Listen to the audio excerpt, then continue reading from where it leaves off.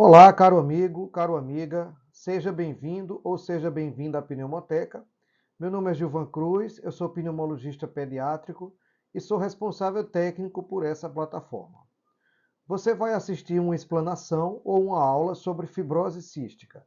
Essa aula é destinada para não profissionais de saúde, para pessoas que querem conhecer um pouco mais sobre fibrose cística e são leigas na área de saúde, como por exemplo os pais de pacientes com fibrose cística ou os próprios pacientes portadores dessa doença. Vamos usar, contudo, uma linguagem menos técnica para ser mais acessível a essa população. Se você pertence à área de saúde, talvez essa aula não seja tão interessante para você. Vamos iniciar então nossa aula. Aqui só mostrando o roteiro da nossa aula, vamos falar um pouquinho sobre a definição da fibrose cística. Depois vamos conversar sobre a fisiopatologia, que é o que funciona de diferente na fibrose cística de uma pessoa normal. E aí vamos falar sobre a genética, quais são os sintomas que o paciente da fibrose cística vai apresentar, como é feito o diagnóstico da doença e dar uma pincelada sobre o tratamento e a adesão ao tratamento para que você entenda como é que funciona o tratamento da fibrose cística. Falando um pouquinho sobre a introdução, essa introdução é um pouco técnica, mas você vai entendendo à medida que formos explicando. Então, a fibrose cística é uma doença crônica de transmissão genética, que eu vou explicar bem direitinho no próximo slide. Ela é autossômica recessiva, então tem que ter o gene da mãe e o gene do pai. Isso também vai ser explicado. Que cursa com defeito funcional dos canais do cloro. Esse é o distúrbio básico da fibrose cística, um problema nos canais do cloro da célula. Vou explicar isso também na parte de fisiopatologia. Esses canais estão nas membranas celulares e que promovem alterações em vários sistemas do organismo. Em suma, é uma doença de transmissão genética. O defeito ele é nos canais do cloro e isso vai provocar alterações em vários sistemas do organismo e você vai entender tudo isso à medida que formos explicando mais à frente. Então vamos explicar como funciona a transmissão genética dos pacientes com fibrose cística. Todos nós, todos os seres humanos, recebemos dois genes, o gene da mãe e o gene do pai, para todas as funcionalidades do nosso organismo, inclusive para o canal do cloro também. É um gene específico para o canal do cloro. A maioria dos pacientes que tem fibrose cística, que tem o gene da fibrose cística, eles não sabem. Então nós temos uma situação aqui que temos um pai que tem um gene normal da mãe ou do pai, não importa, o gene normal e um gene da fibrose cística. E a mãe também tem um gene normal e um gene da fibrose cística. Essas duas pessoas, elas não sabem que tem esses genes aqui. Raramente isso vai acontecer, só vai descobrir depois que descobre que tem um filho com fibrose cística. Muito bem, então esse pai e essa mãe, eles não vão ter a doença fibrose cística, não vão ter nenhum sintoma, são apenas portadores do gene. Porém, se eles tiverem um filho, nós temos 4 situações possíveis para essa criança. Na primeira situação, ele pega o gene normal da mãe e o gene normal do pai e vão ter os dois genes normais, isso, obviamente, para o gene do canal do cloro. Então, essa criança não precisa explicar, ele não vai ter a doença da fibrose cística, nem vai ser portador. Numa outra situação, uma segunda situação, ele pega o gene normal do pai e o gene da fibrose cística da mãe. Essa criança não vai ter fibrose cística, não vai ter sintomas, vai ser apenas portadora do gene da fibrose cística. Numa terceira situação, ele pega o gene da fibrose cística do pai e o gene normal da mãe. É a mesma situação da anterior, só um gene não vai ter fibrose cística, não vai ter sintomas. E numa última situação, ele pega o gene da fibrose cística da mãe e o do pai. Essa criança, ela vai ter fibrose cística. Então, se um casal nessa situação, ele tiver um filho, ele vai ter 25% de chance de ter a fibrose cística. A cada 4 filhos, pela estatística, a gente sabe que não funciona assim, ele vai ter um filho com fibrose cística. Os demais vai ter 50% de chance de ser portador apenas do gene da fibrose cística e um de não ter nem o gene e não ser portador e também não ter a doença da fibrose cística. Assim funciona essa transmissão, só repetindo, precisa realmente ter os dois genes da fibrose cística para ser doente. Essa figura é apenas mostrando aqui aonde fica a alteração do cromossomo, é esse gene aqui, o gene da CFTR, que é a membrana, é a proteína do transporte do cloro. Então a gente vai falar muito nesse sigla aqui, CFTR. Então é uma mudança de posicionamento de um aminoácido, tá certo? Esse é o defeito da maioria dos pacientes com fibrose cística, eu vou mostrar a vocês mais à frente, que é a mutação delta F 508. Tá? Então é só para ilustrar aqui o local, é uma alteração muito pequena em um cromossomo, e você vê como é complexo toda essa parte genética que nós temos no nosso organismo. Nesse slide mostramos as mutações da fibrose cística. Já foram identificadas mais de 2.000 mutações diferentes, né? Sendo dessas mais de 2.000 mutações, a delta F508 como a mais frequente. Mais ou menos 70% a 80% dos pacientes têm essa mutação, as outras são menos frequentes. Existe um pouquinho de diferença assim, entre as populações, porém hoje em dia, como o mundo virou muito globalizado, essas diferenças são menos sentidas. Então, todas essas mutações, elas são importantes que nós conheçamos porque elas vão provocar sintomas diferentes nos pacientes. Por isso é que os pacientes da fibrose cística, eles têm uma gravidade variável, eles têm sintomas variáveis, alguns têm um quadro pulmonar mais intenso, outros têm menos, alguns não têm insuficiência pancreática, como nós vamos ver, outros têm, justamente por causa da diferença dessas mutações genéticas. A fibrose cística foi descrita pela primeira vez em 1936 por esse autor aqui chamado Fanconi. Veja que é muito pouco tempo, menos de 100 anos que nós conhecemos a fibrose cística, até menos de 90 anos, na verdade. Então é muito pouco tempo, a maioria das doenças já foram descritas desde a antiguidade. E ela ficou conhecida como a doença do suor salgado ou a doença do beijo salgado, justamente porque o suor das crianças, dos pacientes com fibrose cística, eles têm mais sódio e cloro, então que é o sal, né? Então ele fica mais salgado realmente. Tem algumas crianças que nós podemos ver os cristais de sal na pele, principalmente na testa, quando a criança vai correr, brincar. Não é comum, mas pode acontecer. Então, já disse a vocês antes, é uma doença provocada pela deficiência do canal do cloro, que é chamado CFTR. Vamos falar isso ainda um pouquinho mais para frente. Então, o quadro clínico ele é bastante variado, justamente pelo que eu falei no slide passado, porque nós temos muitas mutações genéticas diferentes.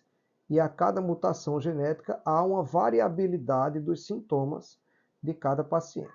De uma maneira geral, os pacientes com fibrose cística têm uma doença pulmonar que ela é progressiva, ela pode ir piorando com o tempo, e tem uma insuficiência do pâncreas, que nós vamos explicar um pouco mais à frente. Nesse slide, mostramos uma célula, isso aqui é um pouco mais complicado, mas nós vamos explicando direitinho, e a célula tem muitas funções, como você sabe, no organismo. Nós temos trilhões de células no organismo. E ela faz esse trabalho microscópico, né, que nós não vemos. Então ela produz, entre os muitos canais que ela produz, também produz o canal do cloro. Esse canal do cloro é transportado para a parte de cima, chamada parte apical da célula, pelo complexo de Golgi, e ele se instala na membrana da célula e permite a passagem dos íons cloro. Esses pontinhos pretos que você está vendo são os íons cloro. Isso vai permitir a saída do cloro, a entrada do sódio, saída do sódio. Então, é um jogo de transporte de íons que existe nas células normalmente. Então, esse é um funcionamento normal do CFTR, que é o canal que deixa o cloro sair da célula. Mostrando mais uma vez aqui, vejam só aqui, olha, a célula produz, né, o CFTR, ela vai para a membrana apical da célula e ele permite a saída do cloro. Todas essas outras situações aqui são situações anormais, que é o que acontece na fibrose cística. Então, diferentes situações vão acontecer na fibrose cística. Explicando rapidamente, porque isso aqui é importante para que você vá entender o tratamento mais à frente. Então, nessa situação aqui, são classe 1, não vai ter a produção do canal do cloro. Então, aqui não tem, é difícil você tratar essa situação.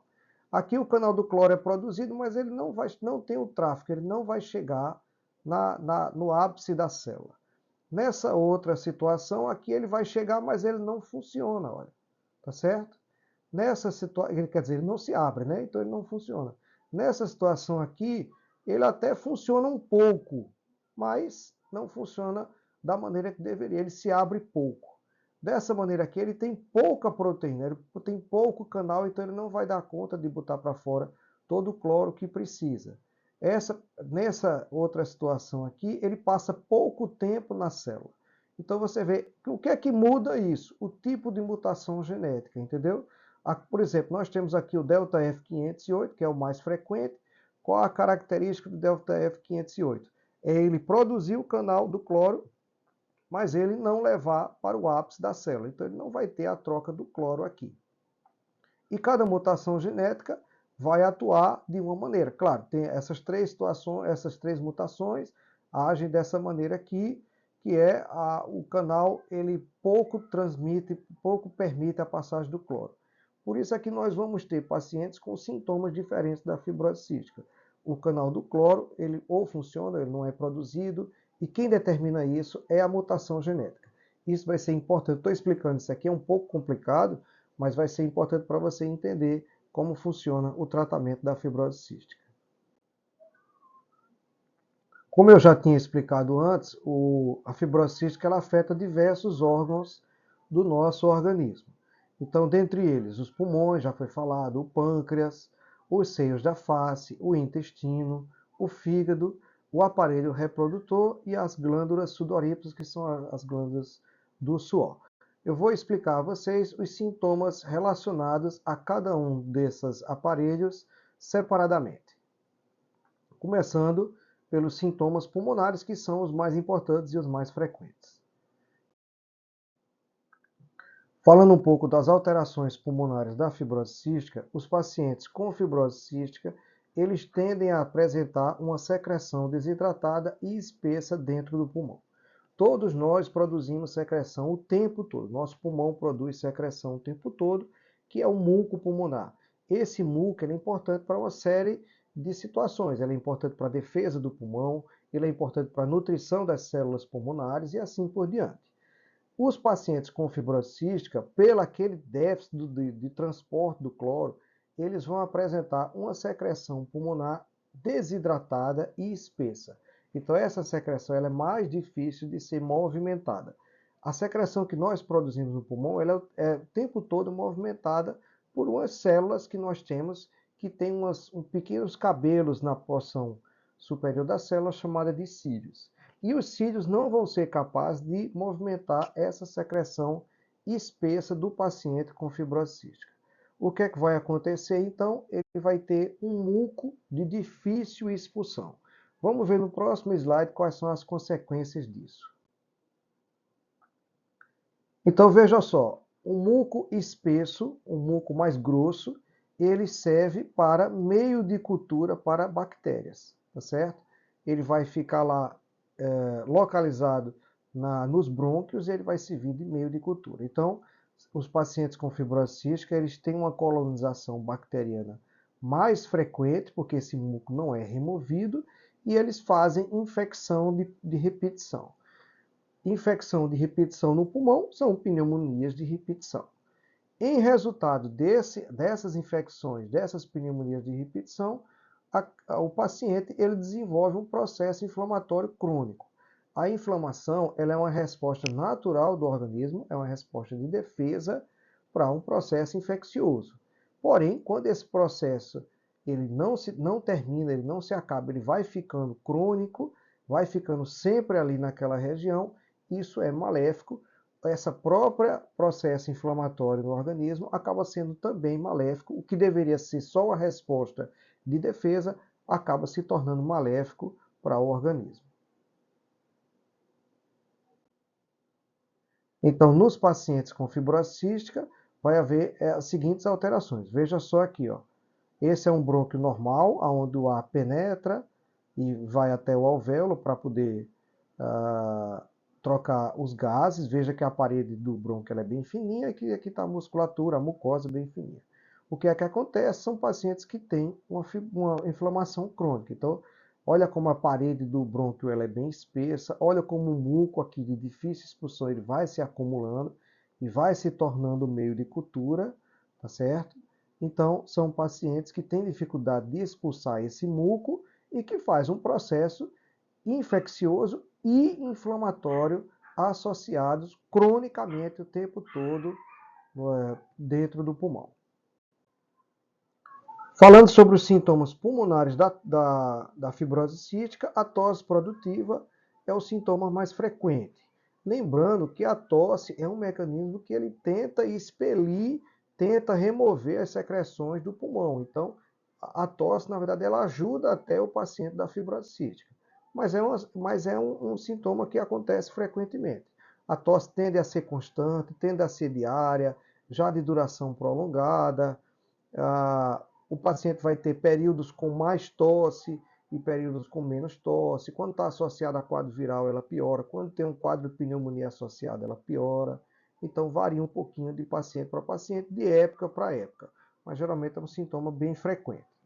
As pneumonias de repetição podem acontecer nos pacientes, vocês já entenderam por quê? Porque aquele muco grosso, espesso, ele não consegue ser removido, vira meio de cultura para bactérias e faz infecções de repetição. E outras situações que podem aparecer, não em todos os pacientes, é o tórax em barril, que é aquele tórax alargado, principalmente quando a gente vê o paciente de lado, ele tem um tórax alargado.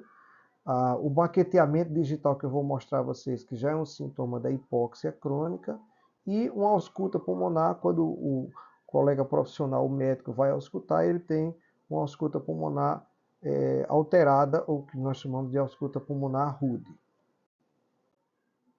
Nesse slide nós vemos o baqueteamento digital, chamado também de unhas em vidro de relógio, que é aquele relógio que existia antigamente, que tem aquele vidro abaulado. Então veja só aqui, ó, isso aqui é um sinal de hipóxia crônica, já é um sinal já de doença avançada pulmonar da fibrose cística. E os pacientes com fibrose cística acabam tendo, como eu disse a vocês, colonização pulmonar pelas bactérias, uma vez que aquele muco grosso, ele não consegue ser removido. Então, nos primeiros anos, algumas bactérias são mais frequentes. Essa aqui é a bactéria mais frequente de pneumonia, inclusive em crianças maiores, em crianças normais. E após 5 anos, aqui nós temos o nosso grande vilão da fibrose cística, que é a pseudomonas, é o que a gente espera não encontrar nos pacientes com fibrose cística nunca, porque ela pode causar uma piora da parte respiratória, da parte pulmonar dos pacientes. Falando de pâncreas, o pâncreas, tem duas funções do pâncreas, o pâncreas normal, ele libera enzimas para digestão de alimentos no intestino e bicarbonato também, e é a função de digestória do pâncreas, e tem o pâncreas endócrino, que é o que libera a insulina, que vai colocar a glicose para dentro das células, que é o problema dos diabéticos. Então, o pâncreas tem duas funções. O pâncreas exócrino para digestão de alimentos e o pâncreas endócrino para a produção de insulina.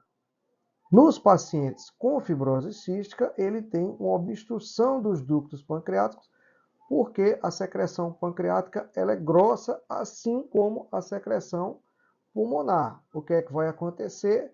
Não vai ser secretado aquelas enzimas que mostramos no slide passado para o intestino e, consequentemente, não vai ter uma digestão adequada dos alimentos, principalmente dos alimentos derivados de gordura.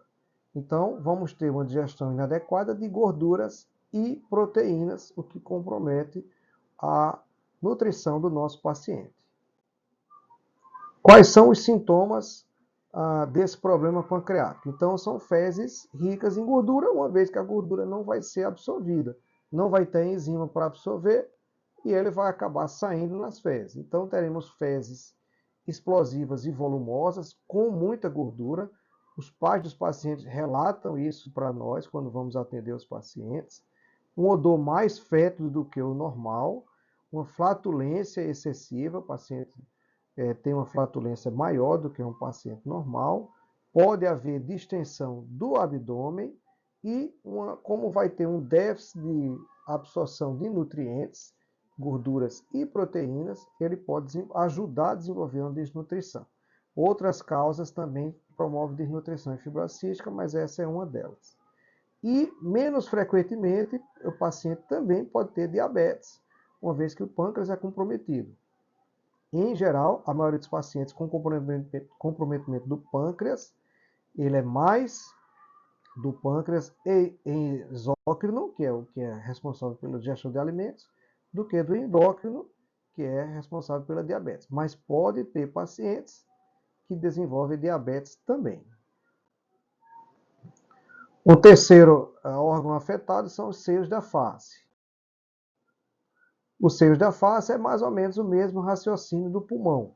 O muco que nós produzimos diariamente nos seios da face, ele é mais espesso e, consequentemente, o paciente pode ter sinusite de repetição e polipose nasal, que é decorrente dessa sinusite de repetição.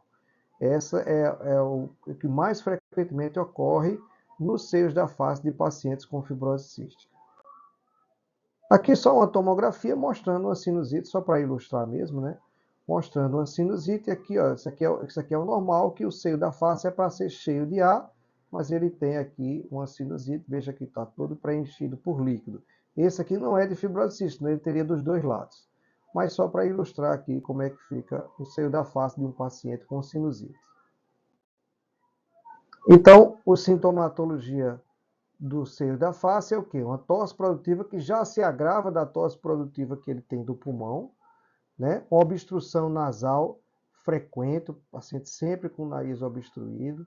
Rinorreia, que é a secreção nasal, que já no caso aqui é escura, não é aquela secreção nasal dos quadros virais, que é clarinha, mais limpinha, essa aqui é mais escura. Ele vai ter dificuldade de sentir o cheiro de tudo, vai ter uma tendência à anosmia, pode haver mau hálito e como o seio da face está comprometido, ele pode ter também dor de cabeça relativamente frequente.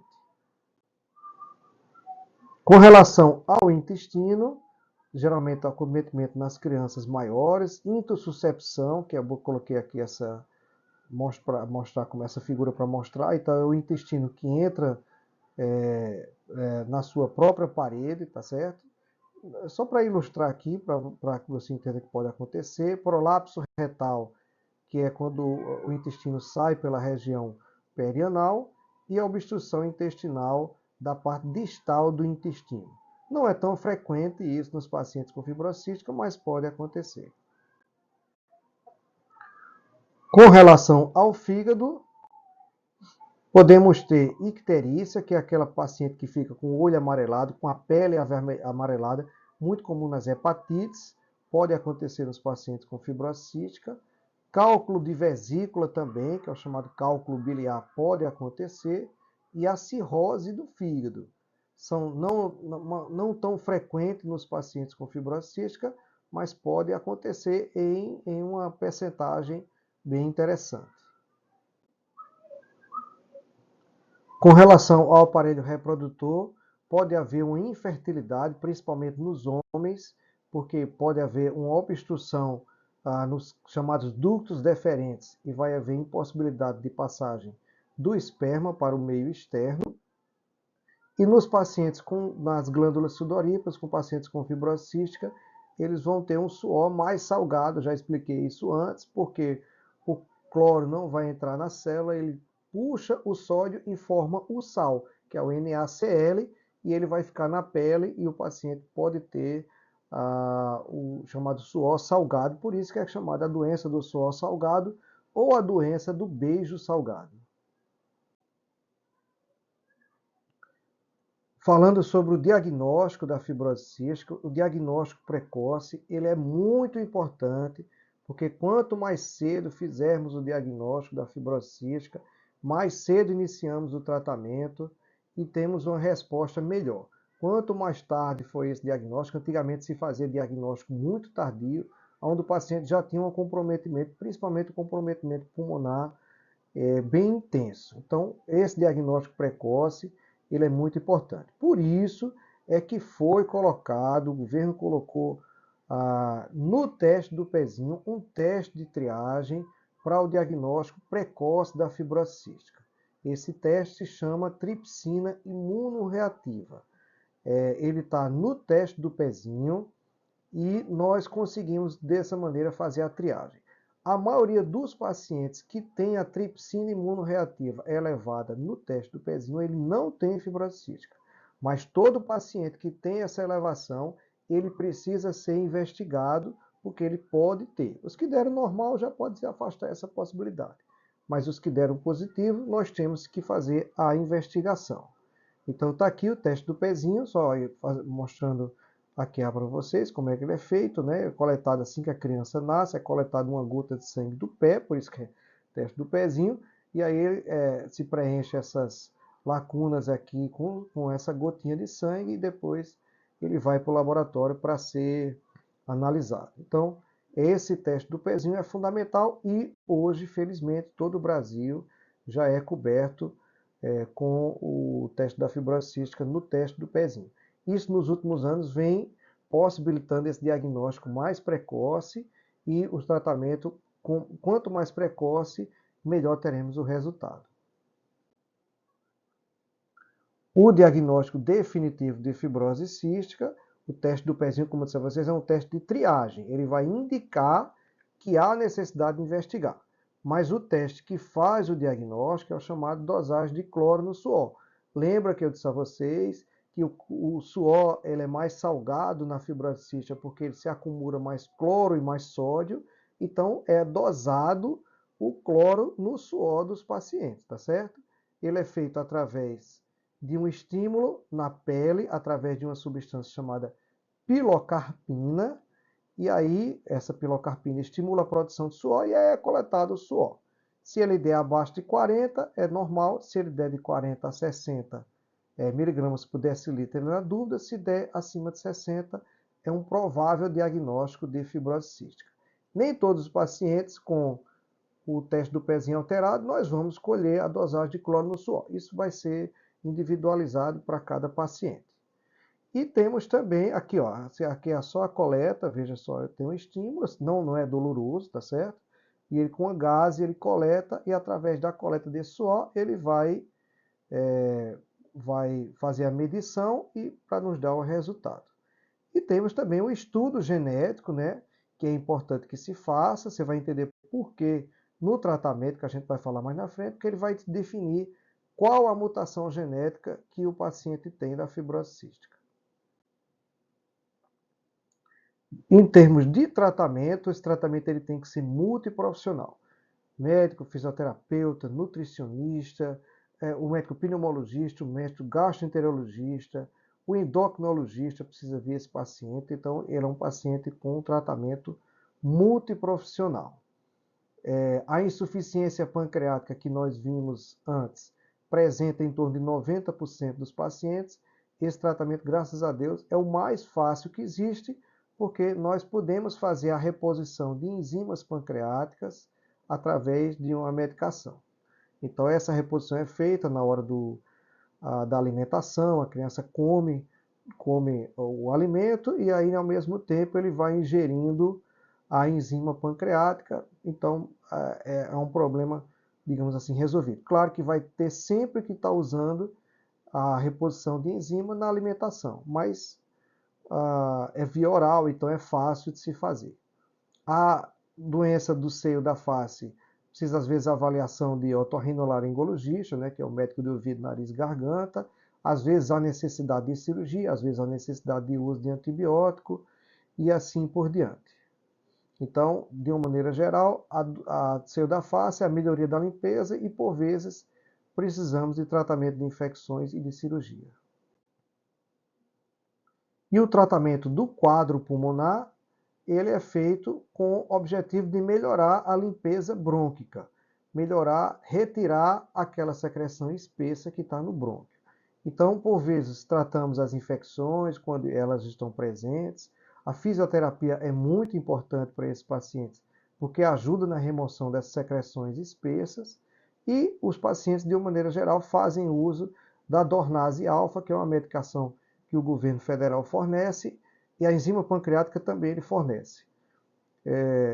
A Dornase alfa, qual é a função da Dornase alfa? Ela é fluidificar a secreção brônquica. Ela é feita através de nebulização, se faz uma vez ao dia, e ela fluidifica a secreção brônquica. O paciente consegue movimentar essa secreção, evita que se acumule. É uma medicação que ajuda bastante os pacientes no quadro pulmonar. Nos últimos anos, contudo, houveram avanços importantes no tratamento da fibrose cística. Com o avanço da medicina, o avanço da ciência, surgiram medicações que podem mudar radicalmente o tratamento de pacientes com fibrose cística. Então, são medicações conhecidas como moduladores da proteína do CFTR, que vão corrigir o problema da fibrose cística. Eu vou dar uma opinião muito particular. As pessoas que desenvolveram essas medicações são os verdadeiros heróis da humanidade. Tá certo? São pessoas que infelizmente, a gente nem sabe, nem conhece, não tem um reconhecimento, mas são essas pessoas que mudam o trajeto, mudam a evolução de uma situação, mudam a evolução de tantas pessoas que têm fibrose cística no mundo. Essas medicações, elas vão ter a capacidade de corrigir o defeito básico da fibrose cística. Elas foram lançadas há pouco mais de 10 anos no mundo, nos Estados Unidos e na Europa, e recentemente estão chegando no Brasil. São medicações que foram aprovadas pela Anvisa em 2023, eu estou gravando isso aqui em junho de 2024, e agora nós estamos recebendo essas medicações e estamos começando a utilizar nos nossos pacientes. Mas a literatura mundial, a literatura que eu digo são os trabalhos e as pesquisas que foram mostradas em pacientes no mundo todo, mostram uma melhora significativa dos sintomas e do prognóstico dos pacientes com fibrose cística. Infelizmente, nem todos os pacientes com fibrose cística eles vão ter a capacidade de receber, não é capacidade. Eles vão ser elegíveis para receber essas medicações, porque depende do tipo de mutação genética que o paciente tem. Aqueles pacientes que têm aquela mutação genética de classe 1, que é aquela que não produz a proteína da fibrose cística, da condutância do cloro, ele não vai ser possível, não vai adiantar ele receber a medicação, porque ele não vai ter resposta nenhuma. Tá certo? Então, quais são essas medicações? São os corretores, que eles melhoram a abertura do CFTR quando ele chega na membrana. São os potenciadores, que ele aumenta o tráfego, quer dizer, ele vai fazer com que a proteína CFTR chegue na membrana e que possa se abrir. Então, os estabilizadores, que eles aumentam o tempo de permanência da proteína na membrana apical da célula. E os amplificadores, que aumentam a quantidade de CFTR na membrana da célula. Então, vejam que eles tendem a corrigir o problema da fibrose cística, que é o funcionamento da CFTR e, consequentemente, a passagem do cloro. Realmente é uma descoberta ali que eles foram lá no ponto de onde está o funcionamento errado da proteína na fibrose cística. Então, é um avanço muito grande que os pacientes podem ter, e os trabalhos vêm mostrando realmente uma melhora significativa da evolução da doença da fibrose cística com essas medicações. Então, quais são essas medicações? Aqui é só ilustrando para você, tá certo? Esse aqui é o Calidecto, que é o Ivacaftor, só para mutações de classe 3. O Orkambi, que é o Ivacaftor Lumacaftor, para delta F508 ele funciona, que é a maioria dos nossos pacientes. Sindecto também pega delta F508. e o Trikafta, que é a medicação que foi aprovada agora pela Anvisa, que tem 3 medicações, pega Delta F508 e outras mutações, tá? Então, essa aqui também já foi aprovada pela Anvisa, infelizmente, ela é para poucos pacientes, ela vai funcionar. Mas essa própria medicação Ivacaftor está incluída aqui no Trikafta, que é a medicação que foi aprovada recentemente, que está chegando agora para os pacientes. Lembra que eu estou gravando isso aqui no finalzinho de junho de 2024. Esse é um slide importante que a gente fala sobre a adesão ao tratamento da fibrose cística. Ele é fundamental para o sucesso do tratamento. Ah, mas eu vou ter que tomar a medicação por o resto da vida. Vai, e ruim é quando não tem a medicação. Tá? Quando você tem a medicação que você toma e vai fazer suas atividades, você tem uma vida normal, então tá ótimo isso daí. É uma doença que não tem cura, obviamente, porque ela é uma alteração genética. O tratamento ele é igual ao controle da doença, lembrando que o nosso objetivo, o objetivo de quem trata o paciente com fibrose cística é que ele tenha uma vida normal, e com o advento dessas novas medicações existe uma tendência muito grande que isso aconteça. Claro, é o paciente que sempre vai fazer acompanhamento, precisa estar fazendo exames e assim por diante, mas é o que temos para o momento. Então, esses avanços foram muito grandes em relação à fibrose cística. Então a gente tem que aproveitar e dar graças a Deus que isso aconteceu. E, como disse antes, né, os progressos no tratamento, ainda teremos mais progressos no tratamento para os próximos anos e que podem melhorar bastante a qualidade de vida e o paciente ter uma vida normal usando apenas as medicações. Então, o uso correto das medicações vai ajudar bastante para que tenhamos um sucesso no tratamento para o paciente. E aqui lembrando sempre do Setembro Roxo, né, que é o mês da conscientização e divulgação da fibrose cística, está chegando setembro, é sempre bom que nós lembremos desse mês, porque é um mês que alerta para o diagnóstico, para a importância do tratamento, para a importância de tratar os pacientes com fibrose cística. Então eu quero mostrar esse último slide sobre o tratamento da fibrose cística como uma esperança para que a gente tenha tempos melhores, que na verdade os tempos melhores até já chegaram, mas que possa ainda ter melhores do que já estão hoje. Essa é uma figura de uma foto que eu tirei de um congresso que eu fui. É um slide mostrado pelo Dr. Rodrigo Attanasio, de São Paulo. Eu peço a ele licença para utilizar esse slide que ele mostrou na aula aqui, porque é um slide que mostra uma evolução importante dos tratamentos da fibrose cística. Então você veja aqui que essa é uma criança lá diagnosticada no início da descoberta das fibrose císticas, lá nos anos 40, por aí. Veja que é uma criança bastante desnutrida, né? Um abdômen distendido, pouca tecido muscular, tá certo? Então, a criança com um prognóstico muito ruim lá no início do tratamento. Então, quando foi em 1989, veja que não faz muito tempo, foi isolado o gene da fibrose cística, o gene CFTR, que descobriu onde era o problema, e aí veio toda uma evolução no tratamento, e aqui nós temos pacientes hoje com fibrose cística. O detalhe dessa foto é que quem tem fibrose cística aqui é a mãe e não as crianças, tá certo? Então, hoje temos pacientes com fibrose cística que são pais que conseguiram sobreviver no início a sobrevida era muito curta, de alguns anos apenas. Poucos pacientes chegaram na vida adulta e a gente tem uma mulher aqui da vida adulta já com 2 filhos, tá certo? O que possibilitou uma vida normal para o paciente, desde que tenha uma boa adesão, desde que faça o tratamento corretamente. E agora, com todas essas evoluções que nós temos na ciência, que nós consigamos tratar melhor os nossos pacientes e que possam ter uma vida normal, como todas as pessoas que não têm fibrose cística.